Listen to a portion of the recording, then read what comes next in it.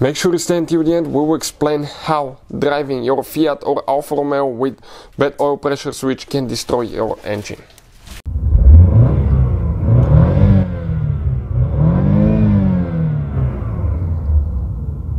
Hey guys, welcome back to Electrical Car Repair Live. Thank you guys for watching and subscribing to the channel. Today will be super helpful video to any of you having a Fiat or Alfa Romeo and you need to find where your oil pressure sensor switch is located.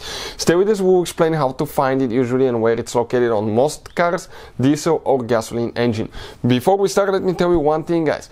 If you do one thing wrong, replacing that sensor, you can destroy your engine. So make sure to stay until the end and we'll explain why. Every single car we get here at the garage, we try to make at least 200 to 300 free repair videos. Why we guys do that? Because our mission in the shop is to save you as much money as we can. All we need guys in return, please subscribe to the channel, like the video, that way we can keep making these free videos.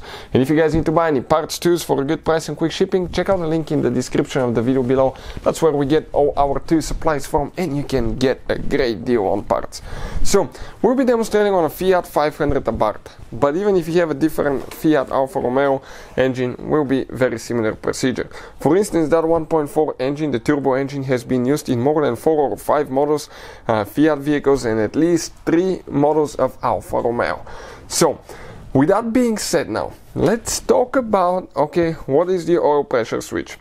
Modern engines, especially Fiat Alfa Romeos, they have guys the multi-air systems where you have multiple, you have usually one variable timing solenoid for each cylinder to control the valves, okay, the intake valves, and you have a special sensor for the oil temperature sensor as well here, okay, part of the multi-air body, and it's really dependent on stable oil pressure.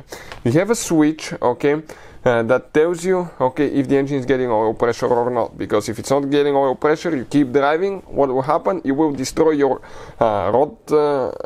connecting rod bearings, crankshaft bearings, cylinder head.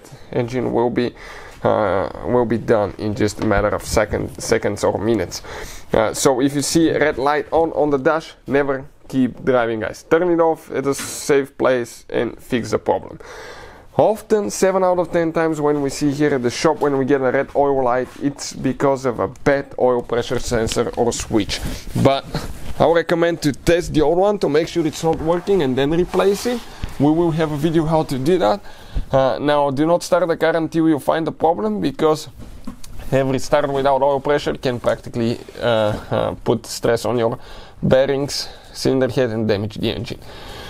If you come on the bottom of the engine, you need to find where your oil filter housing is located. Our oil filter is right there on top, guys, on top. Okay, that's the oil cooler right here.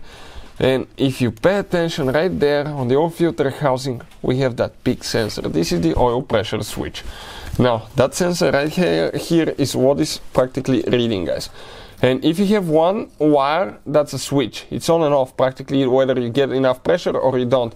If you have multiple wires, it's a sensor where it can detect the actual amount of oil pressure. In most cases, you will have just a switch. In order to replace it, you disconnect the wire, you go ahead, you remove the sensor with a wrench or a socket that fits that size, and you're ready to replace it. So it's not very complicated at all. Hopefully guys, the video will be helpful to any of you trying to do that. If you have any questions, let us know. Thank you for watching and see you guys next time.